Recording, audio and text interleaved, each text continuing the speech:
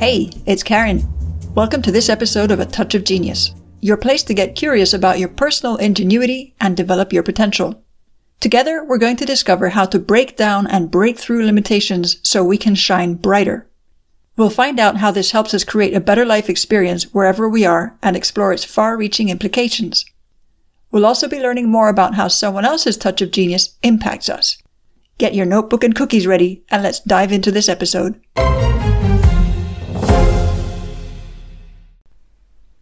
Hello, genius. Have you ever stopped to wonder why it is that geniuses sprout from families where perhaps nobody else displayed a particular talent, creative pursuit, or high intellect? How is it that some of our favorite creators came from nothing and made something significant of their lives, leaving us with a great legacy? Why is it that between siblings, one shines incredibly bright and the other doesn't? Why is it that some of those modern-day geniuses choose to hide behind modest lives even though their contributions could literally change our world for the better? The answer is not so simple, and it is woven into various aspects of our lives and heritage. Some of them we've already started to unpack. There are things that can stifle a child from developing their personal brand of genius, ranging from disadvantaged families struggling with economic or societal issues, families that try to force their children's intellectual growth early on and end up suffocating it, dysfunctional family situations where there is abuse, addiction, or severe mental health issues, and rigid families that punish anyone who tries to step outside the status quo or what is deemed as normal. For some people, to display their genius means they somehow survived their childhood or broke through a series of limitations later on. They honed their abilities against all odds. For others, they had the luxury of being nurtured right from the start, like Mozart. Some people get that initial nourishment but then put their personal genius on pause for different reasons, circling back to it at a later time. Some people may go so far as to say that those we call geniuses are touched by God to lead their families or communities into a new paradigm. You might say that we're all touched by God, but we don't all heed the call. I'll leave that up to your belief system.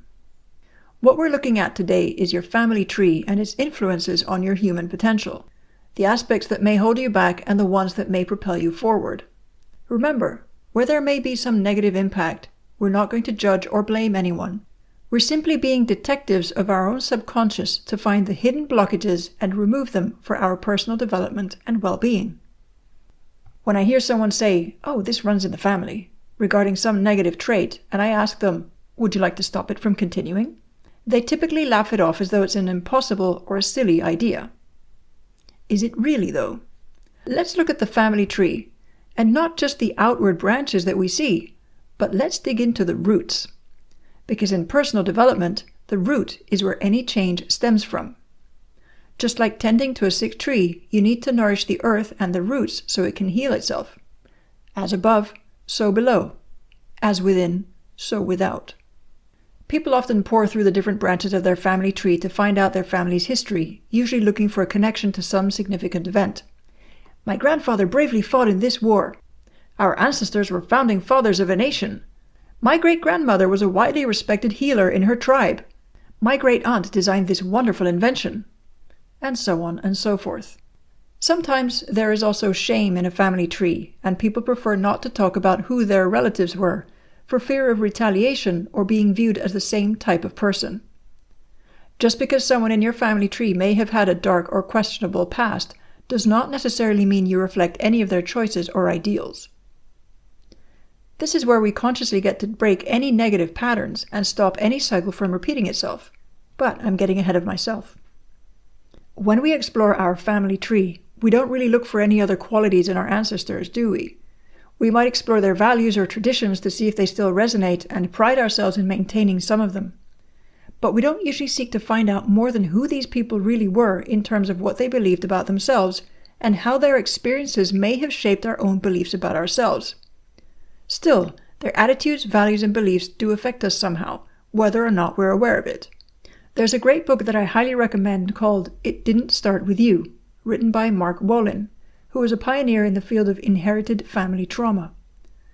This book has some great insights and even better exercises to help you uncover some of your hidden blockages. To quote the book's synopsis: depression, anxiety, chronic pain, phobias, obsessive thoughts. The evidence is compelling. The roots of these difficulties may not reside in our immediate life experience or in chemical imbalances in our brains, but in the lives of our parents, grandparents, and even great-grandparents.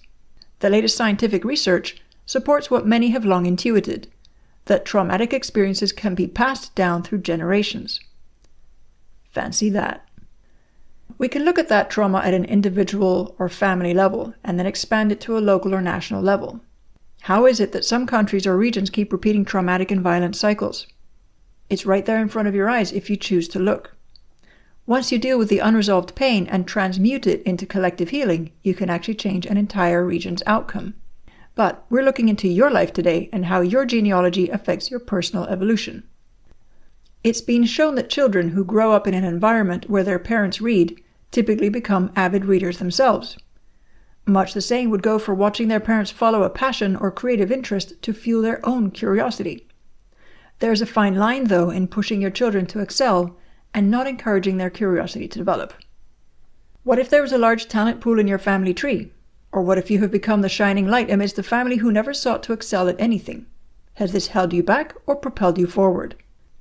I'm a firm believer in the transfer of energy that happens between us, and how this can affect us. It's not based on wacky woo-woo stuff, but hard evidence, as can be seen by so much research other specialists in this field have published. So we have to also consider this energetic transfer from family member to family member. Now, let's look at Mozart. Not the famed Wolfgang Amadeus, but his sister Marianna, also nicknamed Nannerl. She was a gifted musician and composer in her own right, often celebrated more than her younger brother at first when they toured together as children. But based on beliefs and conventions at the time, she was encouraged to stay back and marry instead of fully pursuing her musical career. She continued to play and compose, even though allegedly none of her compositions survived. The family's focus was placed on developing her brother's musical career instead. Many people actually believe that some compositions originally attributed to Wolfgang were actually his sister's, and there is forensic evidence to support this, or at least put into question some of his compositions. But not all siblings share this sort of talent. Some siblings far surpass their brothers and sisters.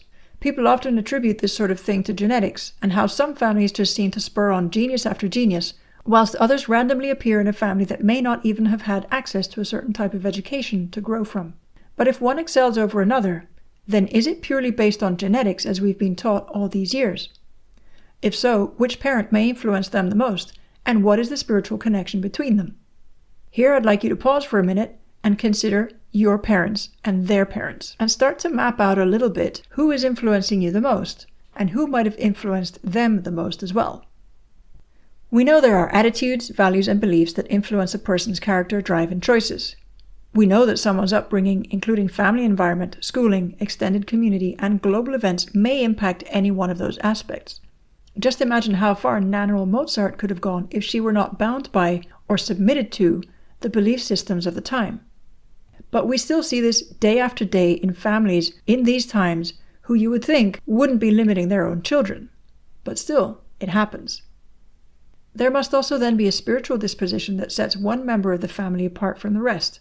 Equally, a transgenerational influence that can invisibly block someone from living their highest potential, or even accelerate it. But let's unpack genetics here, because you may have learned about them as I did, that they are physical and inherited components that we can do very little to change. You just have to suck it up and deal with whatever you inherited from your parents and whatever they inherited from theirs, right? Perhaps not so right after all. Here's why. Dr. Joe Dispenza and Bruce Lipton's work focuses on the power of mind over matter, bridging how the mind works with concepts of quantum physics and biology. Bruce Lipton's work on cellular memory predates and supports the field of epigenetics, which is the study of heritable changes in gene function that occur without a change in the DNA sequence. It was originally believed that our genetic inheritance was transmitted only through the chromosomal DNA we received from our parents and their respective lineage. In recent years, and with a greater understanding of the human genome, scientists have discovered that chromosomal DNA, the one that's responsible for transmitting physical traits like the color of our hair, our eyes, or our skin, actually makes up less than 2% of our total DNA. You heard that right, 2%.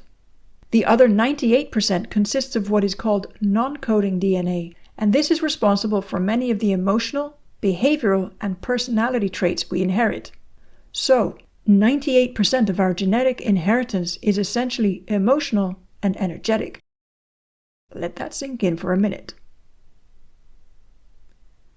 Now think of all the stories you've told yourself or other people have told you about chronic disease, addiction, or violence that runs in the family. With this new idea in mind, is someone's inherited addiction really chemical then, if it's only 2% physical? Or are the emotions and beliefs that are programmed into the DNA the real drivers of such a trait? Could that affliction be reversed purely at an emotional level? Before we go deeper into the emotions, I want to clarify something that for a while had me a little confused as well when I started hearing some scientific terms that were new to me. Epigenetics often gets confused with eugenics, so let's be clear on what's what. Epigenetics aims to understand and improve human health, particularly how environmental factors and lifestyle choices influence gene activity without altering the DNA sequence, whereas eugenics seeks to manipulate and control human populations. Epigenetics employs scientific research and evidence-based approaches.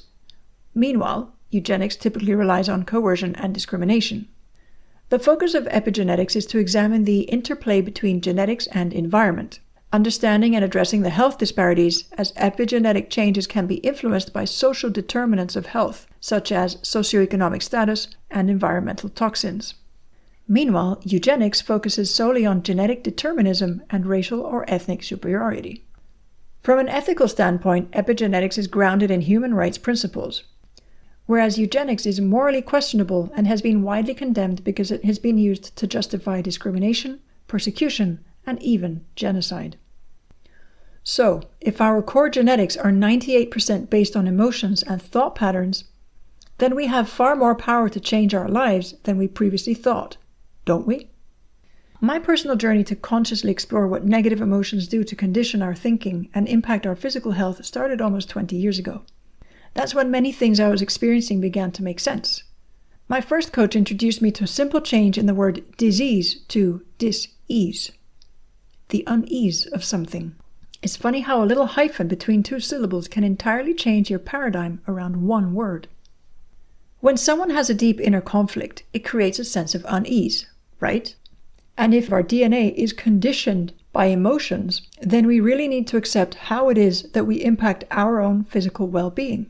If strong and consistently negative emotions begin to distort a person's cells, pulling them in one direction or another, it often splits them right down the middle.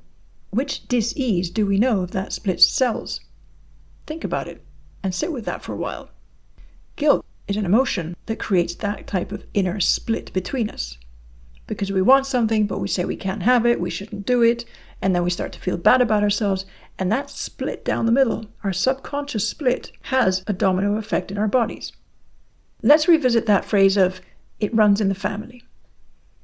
We like to use this phrase for the good stuff and the not so good stuff, but each one carries its own consequences. If it's a good trait, we love that. Bring on the genius in the house. If it's a negative trait, many people leave it there and submit to it somehow. They just go, well, that's how it is, and that's how it's always been, and that's how it will be. Do you feel trapped by this yourself? Does it feel like there is no way out or through some inherited family pattern?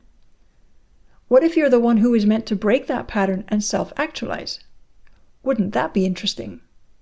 Some people use this as a way of acknowledging an issue without thinking deeper as to why it continues and what could be done to change it. I would like to challenge you to think differently if you feel that you are somehow bound to your family's history and you don't like it. There's great power in storytelling. We are all, in fact, made up of stories, the ones that were read to us, the ones we read, the ones that were told to us, and the ones we tell ourselves. If you have felt stuck in a story that has to do with an old family way of being that doesn't feel right for you, I invite you to write yourself a new story. Look into the root of your family's stories and start writing new chapters for yourself, in which you release yourself from the constraints of limited thinking, fear-based choices, and recycled patterns that don't serve who you wish to become, and watch as your real-life scenario starts to unfold differently. It's a daring way to live, but if you're going to set out to do anything meaningful with your life, why not make it bold and beautiful? You may come across loyalty issues. And I say that because in the last episode we talked a little bit about betrayal, betraying the ideals of a family pattern or a family member with whom we have a strong bond. A lot of times we subconsciously remain loyal to the way things were because we're scared of the way things could be, even though we'd like them to be different. We don't want to betray our family members. We don't want to feel like outcasts if we do something so different that they might actually just spit us out of the family. It hurts. So it's important to explore that loyalty factor as well and understand where we might be holding ourselves to that loyalty when in fact, by doing that, we're betraying our own personal development and limiting ourselves from something that could be much more satisfying to us and could possibly help wake up other family members to something different for them as well. Remember, everyone has free will, but here we're talking about yours. You may know a lot or a little about your family history. There may be people you can't physically ask questions of for clarity's sake to understand their personal history and how it ties into your present. But there's a little trick I've learned over the years, and it takes a little spiritual muscle. Simply ask them. My dad passed away a few years ago, and every now and then when I want some clarity around something to do with him, I ask him. I write it out or I ask it in my mind, and somehow, almost as if by magic, I get an answer. It can come in a dream, while I'm aimlessly tending to the garden, or somebody else will somehow transmit the answer to me. It can honestly happen in the most bizarre ways, but it happens. So, try that on for size. Otherwise, get curious with the people in your most immediate family who are still alive. Ask them about their experiences and their parents' or grandparents' experiences if they know them. In the fabric of your family's quilt, you will begin to weave a new patch to support your personal growth. Things that may not seem to be connected will actually take on a deeper meaning and give you awareness to build on. It will help you tap into your personal genius and open up to what is truly possible for you. You may actually have been put here to heal some part of your family tree that nobody else was able to do. I just hope that whatever you do, you choose to make it bold and beautiful. As we wrap up today's show, I want to thank you for listening to this podcast. It means a lot to me. You see, whenever we create something, we always take a leap of faith into the unknown, and we don't always know how it'll work out. That's part of what this podcast is about, encouraging all of us to take leaps of faith on our ideas, dreams, and creations, and having a safe space to explore them, to build the strength to get back up when we fall, and to celebrate when we fly high. I'd love to know what your big takeaway is from this episode.